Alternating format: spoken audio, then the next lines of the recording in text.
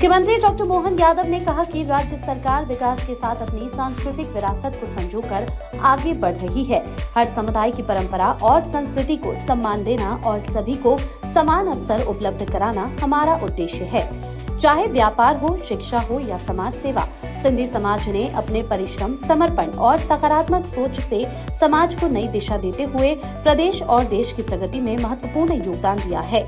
शीघ्र ही मुख्यमंत्री निवास में सिंधी समाज की विशेष पंचायत आयोजित की जाएगी। मुख्यमंत्री डॉक्टर मोहन यादव सिंधी समाज के नववर्ष के रूप में मनाए जाने वाले भगवान झूलेलाल के जन्मोत्सव चेटी चंड के अवसर पर रविंद्र भवन में आयोजित कार्यक्रम को संबोधित कर रहे थे। मुख्यमंत्री डॉक्टर मोहन यादव ने समाज बंधुओं को पर्व की मंगल कामनाएं दी। विधायक भगवान दास सबनानी तथा सिंधी सेंट्रल पंचायत के प्रतिनिधि कार्यक्रम में विशेष रूप से उपस्थित थे। मुख्यमंत्री डॉक्टर यादव का पुष्प वर्षा कर स्वागत किया गया। कार्यक्रम में भजन और गीत संगीत की प्रस्तुतियां भी हुई। के साथ सभी बोलेंगे, आयो लाल सवई चेटी चंड के इस आयोजन में मेरी अपनी ओर से माननीय विधायक, आपका नाम ही भगवान है। देखो, आप कण कण में विद्यमान है भगवान और हमारे बीच भगवान है। जोरदार अभिनंदन भगवान दास सबनानी जी का। इस मंच पर मौजूद महापौर श्रीमती मालती राय जी, आपका भी अभिनंदन है। मुख्य सलाहकार एक और भगवान देव इसरानी जी, आपका भी अभिनंदन, स्वागत।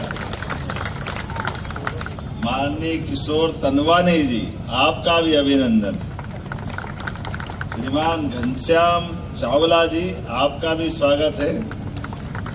श्रीमान राकेश जी, आपका भी अभिनंदन। राकेश जी सुखेजा, इस अवसर पर आप सबका दोनों हाथ जोड़ के प्रणाम करता हूं, अभिनंदन करता हूं। नया साल चेटी चंड, और ये सिंध समाज का नहीं, हर कोई अलग अलग नाम से, कोई गुड़ी पड़वा, कोई विक्रम संवत 2083, कोई नवतेरा, कोई नवरोज।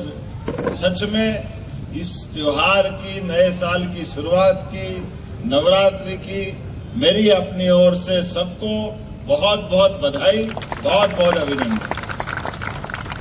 और जिनके बीच में बात कर रहा हूं, सच में ये हमारे सिंधी समाज की बहुत समृद्ध परंपरा है। भगवान झूलेलाल के रूप में जल के साथ वरुण देव को याद करते हुए जिस परंपरा, जिस संस्कृति के आप सब संवाहक हैं, सच में हमारे लिए ये पर्व समाज की जागृति के साथ सबकी उन्नति और प्रगति के मार्ग खोलता है। और सिंधी समाज के लिए अगर देखते हैं तो सच में कितने प्रकार के अतीत के गौरवशाली पृष्ठ सिंधी समाज के साथ जुड़े हैं। इस देश के अंदर भी 1000-1200 साल पहले देश के अंदर विदर्भियों ने अगर कदम बढ़ाए और उनके कदम किसी ने थामे तो राजा दाहिर सेन का नाम सबसे आदर के साथ लिया जाता है, जिन्होंने चट्टान की तरह विदर्भियों से मुकाबला करते हुए इस देश की धर्म संस्कृति को बचाने का काम किया। उनके अपने योगदान के उस दौर को याद करते तो सच में आत्मा गदगद हो जाती है। हमारे लिए और आपके प्रति श्रद्धा बढ़ जाती है। देश की आजादी में पूरा देश भले आनंद में डूबा हो, लेकिन देश की आजादी की सबसे ज्यादा कीमत हमारे सिंधी समाज ने चुकाई है। हमें ये नहीं भूलना चाहिए। अपना घर बार, गांव, नगर सब छोड़कर देश धर्म की खातिर इतने सारे कष्टों के पहाड़ सीने पे रख कर के अगर अपने वापस नए दौर की नई कहानी लिखने में कोई समाज ने अपनी पहचान बनाई, उसमें सबसे अग्रगण्य सिंधी समाज है। हमें इस बात का आनंद।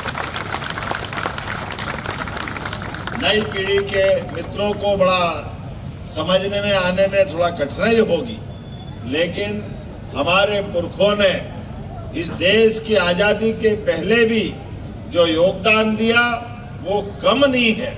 उस योगदान के परिणाम स्वरूप हम अपने शहीद हेमू कालानी को भी याद करें, जिनके कारण से पूरा समाज गौरवान्वित होता है। एक युवा अपने देश की आजादी के लिए रेल की पटरी उखाड़ के फेंक देता है और हंसते हंसते अंग्रेज तो कह रहे जाओ भाग जाओ, बचा देते हैं। उन्होंने कहा बचा किसको देते हैं, जो तुमको सब करना हो कर लो, लेकिन हम भागने वाले नहीं है। ये हमारे समाज का गौरवशाली पृष्ठ सबको गौरवान्वित करता है। और संत कंवर राम से लगा करके लंबी परंपरा। और इतना ही नहीं, मुझे तो ये भी मालूम पड़ा है कि उस समय का हमारा अखबार हिंदू अखबार, नाम ही आनंद आ जाता है। हिंदू से जुड़ करके वास्तव में पूरा देश हिंदू की तरफ देखता है। तो हिंदू संस्कृति के माध्यम से अगर गेहूं की फसल भी पहली बार अगर किसी क्षेत्र में पनपी थी, मुझे खुशी है वो सिंधु का समाज का हमारा वो क्षेत्र था।